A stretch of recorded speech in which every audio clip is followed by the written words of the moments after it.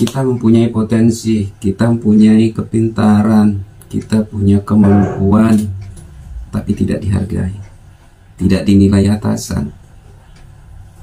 Mereka mengabaikan.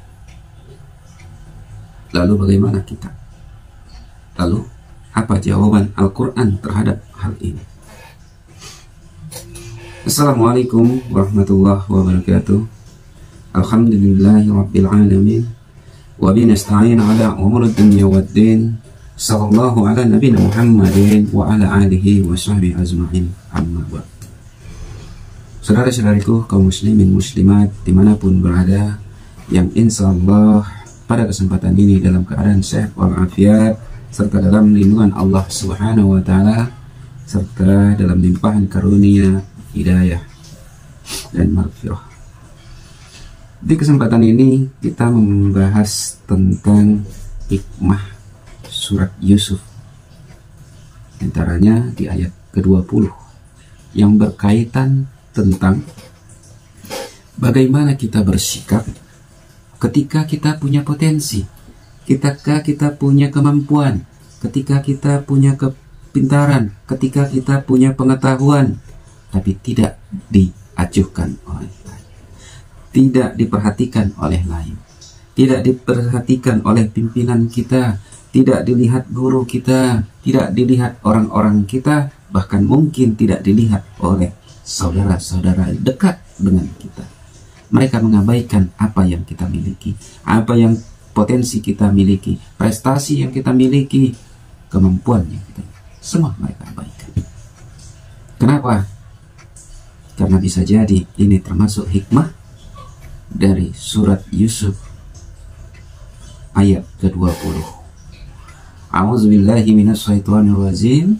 Wa syarahu bisamanin ba'si darahim ma'dudah wa kanu fihi minaz-zahirin. Dan mereka menjual Yusuf dengan harga yang murah, yaitu beberapa dirham saja. Dan mereka merasa tidak tertarik kepada Yusuf. Ayat ini menceritakan tentang ketika Yusuf dijual dengan harga murah, karena mereka tidak tertarik. Dimana ketika itu saudaranya yang 11 itu memasukkan Yusuf ke dalam sumur.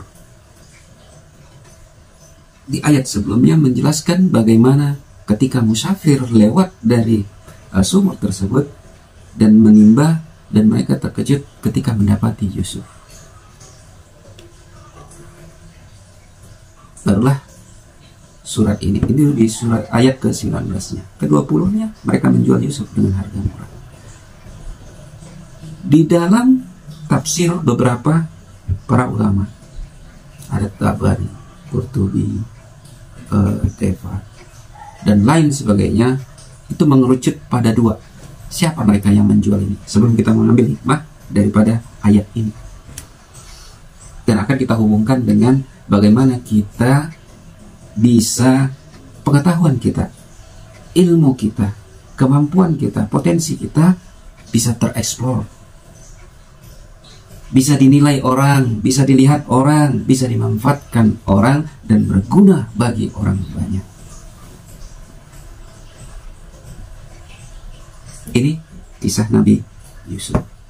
Kita tahu Nabi Yusuf itu orang yang paling tampan di antara manusia pada waktu itu, tapi tidak dinilai, tidak dihitung, tidak dihargai. Bahkan di sini disebutkan dihargai dengan harga yang murah, hanya beberapa dirham saja. Tapi sebelum itu kita lihat dari awal ayatnya. Mereka menjual Yusuf. Dalam beberapa tafsir ini mengerucut pada dua. Siapa yang menjual Yusuf? Yang pertama ini adalah saudara-saudaranya, itu yang 11. Yang kedua musafir. Ke-11 saudaranya menjual Yusuf dengan harga murah, logikanya? Karena mereka membenci Yusuf. Mereka tidak peduli dengan kemampuan, tidak peduli dengan potensi yang dimiliki Yusuf, kelebihan yang dimiliki Yusuf. Mereka tidak peduli. Mereka ingin Yusuf jauh sehingga tidak menjadi saingan bagi mereka di hadapan orang tuanya, yaitu Nabi Yakub. Mereka jual murah. Ini tafsir yang pertama, yang menjual adalah kedua ke saudara-saudaranya. Lalu yang kedua itu adalah musafir yang menemukan Nabi Yusuf ketika mereka timba. Mereka yang menjual kemudian karena dengan harga yang murah.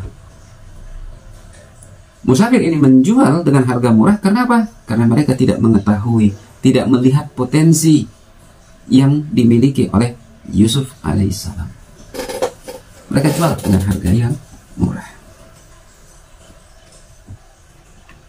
Apa yang bisa kita tarik dari hal ini? Karena di ujung ayatnya disebutkan wa kanu fihi minaz zahidin. Dan mereka merasa tidak tertarik hati dengan Yusuf.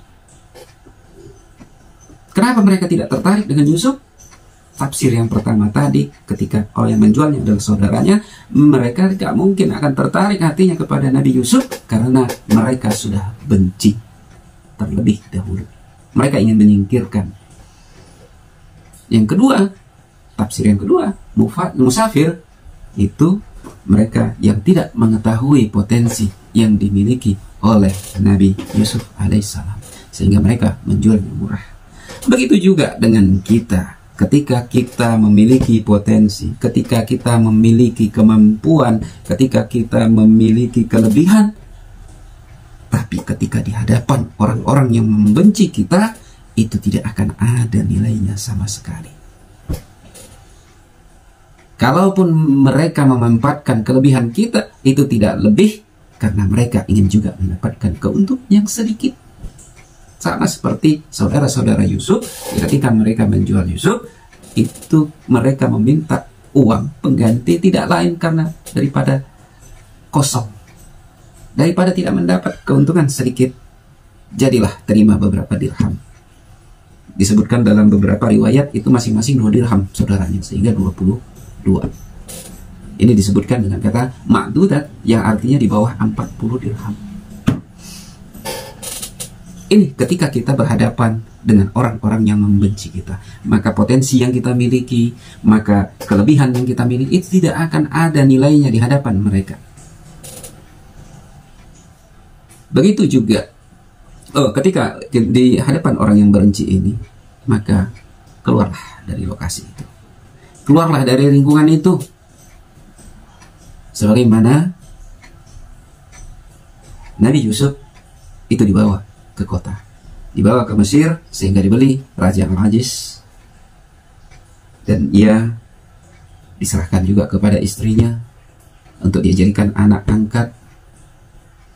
Tapi dengan potensi kelebihan yang dimiliki Nabi Yusuf, bahkan sampai istri Raja Al-Aziz yang mengadopsi, yang membelinya, itu jatuh hati kepada Nabi Yusuf karena ketampanannya. Ini kelebihan kita di mata orang yang mencintai kita, itu akan nampak, akan kelihatan. Bahkan Nabi Yusuf, saking tampannya, para istri pembesar dikumpulkan. Zulaika, istri pembesar Mesir Al-Aziz tadi, ketika Nabi Yusuf lewat, sebelumnya udah karena awalnya Zulaika kita ketahui sudah tertuduh bahwa ia menggoda anak angkatnya, karena dia tidak tidak terima difitnah demikian, tidak terima diolok-olok demikian, maka ia mengundang istri pembesar-pembesar daripada Mesir itu. Dikumpulkannya, sengaja diberinya buah, dikasihnya pisau di tangannya untuk mengupas buah. Dan ketika itu terjadi, maka Nabi Yusuf tadi disuruh lewat di hadapan mereka. Tak nyana, para istri pembesar tadi tanpa sadar mereka memotong, mengiris-iris tangannya, bukan buah yang mereka iris. Inilah ketika kelebihan, kemampuan, potensi kita yang kita miliki berada di orang yang mengetahui, berada di orang-orang yang mencintai, pas tempatnya, maka akan terlihat. Maka orang akan tanpa sadar akan memuji kelebihan dan potensi yang kita miliki. Itu ketika potensi kita, ketika kemampuan kita berada di lingkungan orang yang membenci kita, maka akan tidak ada nilainya. Oleh karena itu, keluarlah dari lingkungan tersebut. Sebagaimana Allah mengeluarkan Nabi Yusuf dari saudara-saudaranya. Memang itu bukan keluar sendiri, tapi itulah perjalanan hikmah Nabi Yusuf yang Allah perjalankan. Menunjukkan kepada kita bahwa ketika kita berada di lingkungan orang yang membenci kita, maka lebih baik kita keluar mencari tempat yang dimana sesuai dengan potensi kemampuan yang kita miliki sehingga bisa lebih dihargai. Itu yang pertama. Yang kedua, ketika pengetahuan, kemampuan kita berada pada orang lingkungan yang tidak mengetahui tentang kelebihan kita. Ini sering terjadi ketika kita berada di lingkungan orang-orang yang nggak mengetahui apa kemampuan kita, apa potensi kita, produktivitas kita. Dulu mungkin orang masih tertawa ketika banyak aplikasi yang bisa kita lakukan, bisa dibuat. Orang masih mencibir handphonenya besar-besar ketika orang masih menggunakan handphone kecil. Tapi lama-kelamaan justru orang sudah lebih memahami ternyata handphone besar malah lebih jadi enak. Lebih bisa berinteraksi, layar bisa disentuh, tinggal dibandingkan dulu. Itu karena apa? Karena ketidaktahuan. Sama seperti tafsir yang kedua tentang surat Yusuf yang ke-20, bahwa musafir itu yang menjualnya dengan harga murah karena mereka tidak tahu potensi, tidak tahu kemampuan yang dimiliki oleh Yusuf. Karena mereka menemukannya tanpa sadar, tanpa usaha lebih, karena jumpa singkat di perjalanan ketika menimba sumur, mereka mendapatkan Yusuf, lalu mereka menjualnya di Mesir. Karena dianggap anak ini adalah anak buangan, sehingga mereka menjualnya seadanya, hanya dengan beberapa dirham. Begitu juga ketika pengetahuan kita, potensi kita berada di orang-orang yang tidak mengetahui, maka tidak juga akan ada nilainya, tidak ada juga harganya. Makanya oleh karena itu, ketika kita berada di orang-orang yang tidak mengetahui, tugas kita adalah memberitahu, menyampaikan kelebihan. Kita perluas sosialisasi, kita tunjukkan apa kemampuan kita sehingga benar-benar bermanfaat bagi mereka, sehingga mereka akan lebih menghargainya. Begitu juga dengan Al-Quran ini. Ketika di mata para pembenci Al-Quran, ketika di mata pembenci Islam, maka Al-Quran tidak ada nilainya.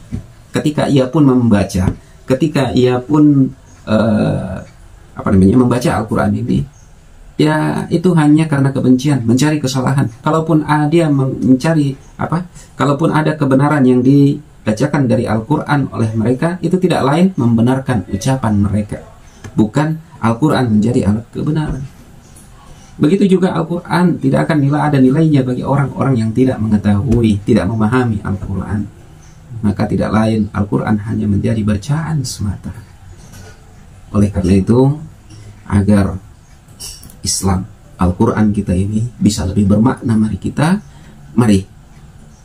kita hilangkan kebencian kita sendiri terhadap Islam. Karena tidak lain, tidak jarang bahwa Islam sendiri, umat Islam sendiri benci dengan aturannya, benci sendiri dengan hukumnya, benci dengan syariatnya. Nauzubillahi min dzalik. Hilangkan itu. Tumbuhkan kecintaan kita terhadap Islam, tumbuhkan kecintaan kita terhadap Al-Quran. Hilangkan opini-opini, hilangkan persepsi yang dibangun dari luar yang ingin merusak Islam, Al-Quran penuh hikmah. Ayo mari sama kita membahasnya, ayo sama kita mempelajarinya, ayo sama kita mentadaburinya. Jadikan itu pedoman hidup. Dengan hilangkan kebencian itu, kita terima dengan penuh cinta Al-Quran, kita pelajari, insya Allah, Allah akan memberikan petunjuk kepada kita. Dan ketika kita berada pada orang yang tidak mengetahui, ayo mari kita sama belajar. Ayo sama kita mempelajari, sama kita membaca, sama kita belajar untuk memahami. Yang kurang tahu, tanya kepada yang lebih tahu. Karena itu pesan Al-Quran. Begitu juga dengan potensi kita. Ketika kita menjadi seorang murid, ketika kita menjadi seorang karyawan, ataupun apapun itu. Ketika kita punya kemampuan, ketika punya kelebihan, kita punya potensi, tapi kita merasa tidak dihargai, tidak dinilai, tidak dihormati, tidak diberdayakan, maka lihat kondisi di sekitar kita. Apakah orang-orang tersebut membenci kita, ataukah orang-orang yang tidak mengetahui? Ketika orang membenci kita, maka keluarlah kita dari lingkungan itu. Ketika orang-orang itu tidak mengetahui, maka sampaikan, tunjukkan apa yang menjadi kelebihan dan potensi kita. Jikapun ingin lebih juga, silahkan kita hijrah ke tempat orang-orang yang memahami dan melihat kita. Emas di tangan orang yang tidak mengetahui itu tidak lebih dari sebongkah besi. Tapi emas di mata orang yang memahami itu akan menjadi bernilai perhiasan. Itu mudah-mudahan bermanfaat bagi kita semua, khususnya bagi kami pribadi. Billahi taufiq wal hidayah. Assalamualaikum warahmatullahi wabarakatuh.